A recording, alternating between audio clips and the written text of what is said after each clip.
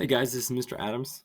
I figured I want to make a video for you to kind of give you a way to um, bridge the gap between what it was that we were learning weeks ago before we left school and now what we're going to transition back into. Um, those first 2 weeks, that was just a bunch of emergency plans that were put together. Obviously, some of the content didn't have anything to do with other stuff we were learning, it was all last minute. But going forward, we're going to pick back up where we left off with learning about the basics of our government, what it means to be a citizen, as well as just the rights that we have and or things that other people have done to change how we live in America.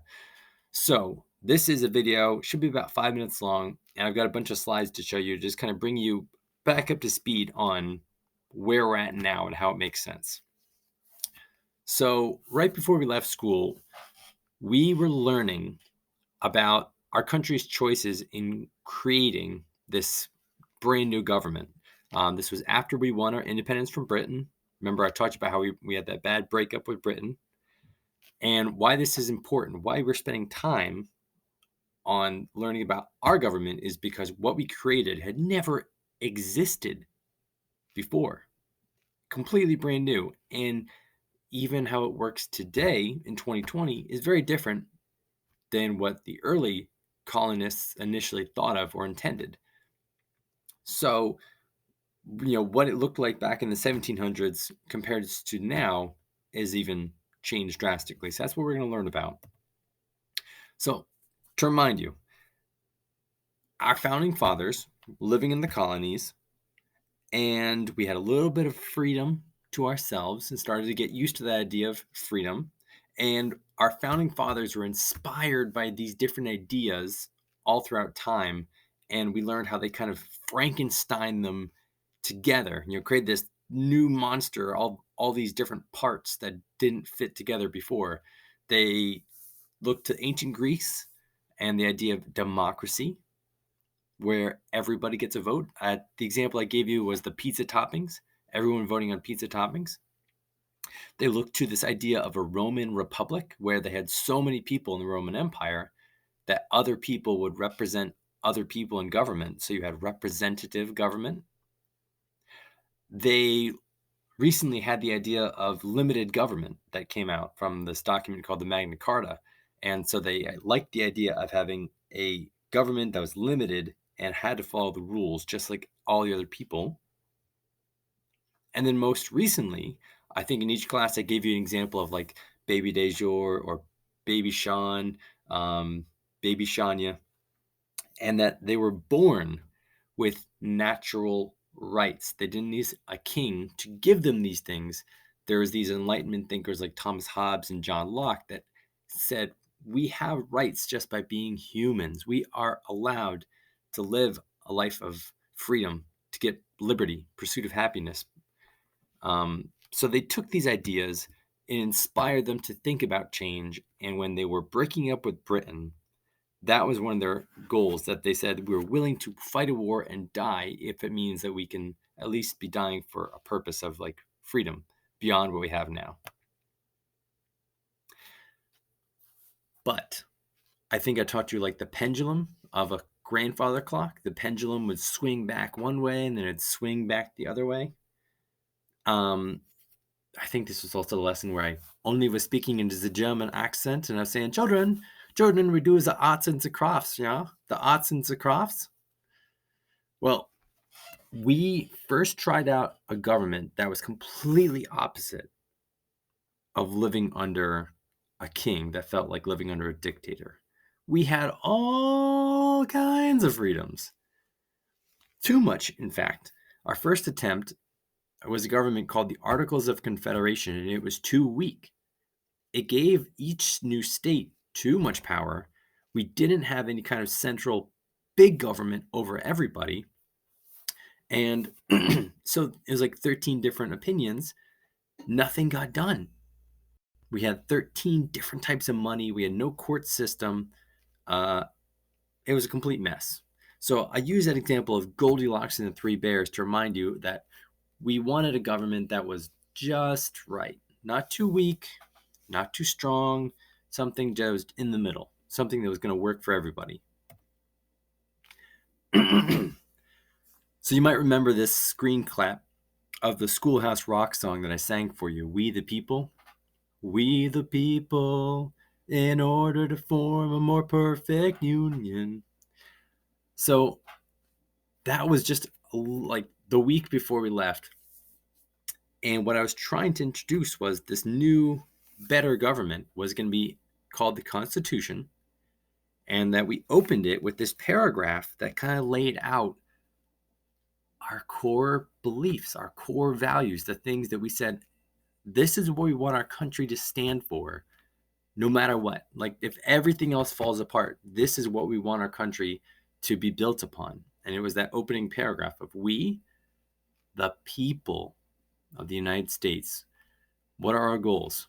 And that went on and listed them. And that's where we left off when we were doing the poster projects. The core principles that we built our country on, that were listed and talked about in that opening paragraph, was what you were doing with the poster projects. And those are those 5 different ones that we split up that we didn't get to technically finish and present. One was the idea of limited government, or the rule of law, that we purposely were wanting to have the people have more control, and that everybody had to follow the law, even the president. Popular sovereignty, meaning that everyone was going to get a voice, and our voice would be by voting. So the people had the power, not a king, not even like a leader like a president. The people had power. We were going to set up a system of both checks and balances, as well as separation of powers, to purposely weaken the government. The idea I gave some of you was thinking about like ripping the king into 3 different pieces, so that you purposely would say each part can only do so much, and they're held in check by the other branches, so that they purposely have to work together to get anything done. But if they don't work together, you don't have corruption, you don't have tyranny.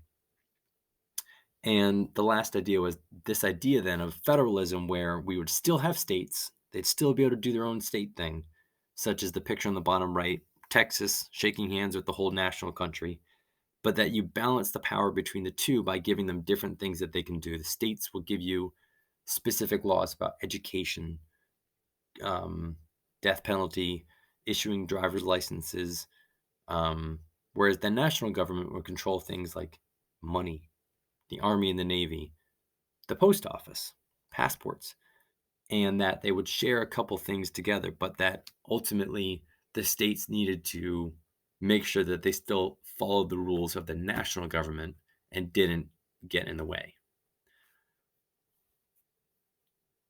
So that's a lot. But that brings us up to speed in the connection between where we left off and where we're going now.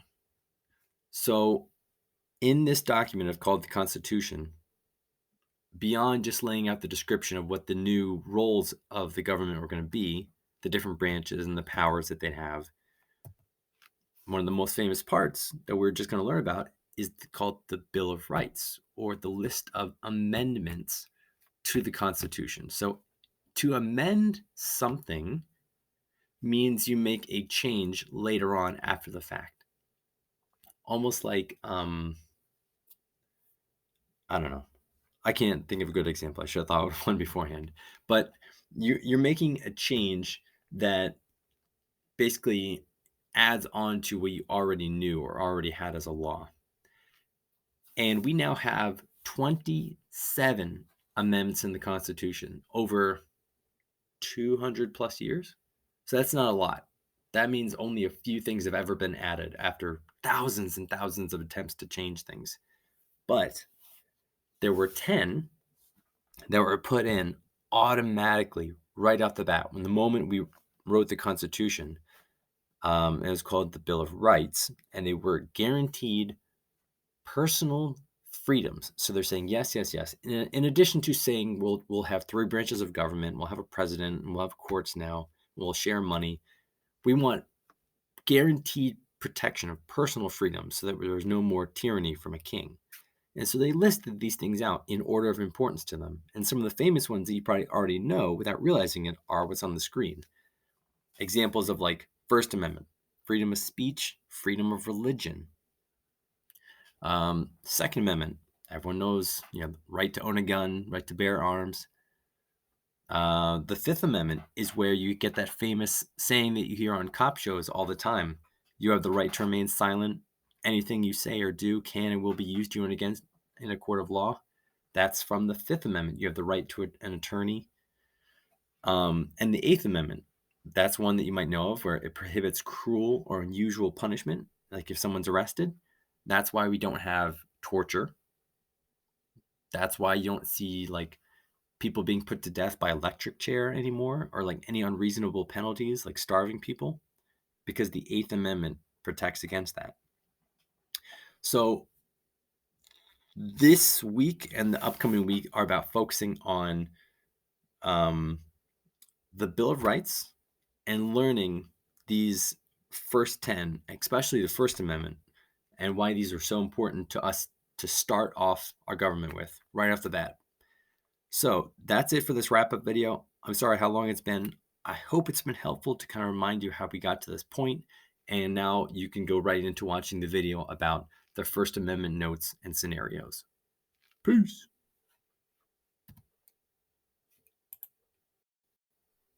Peace. Say it again. Peace.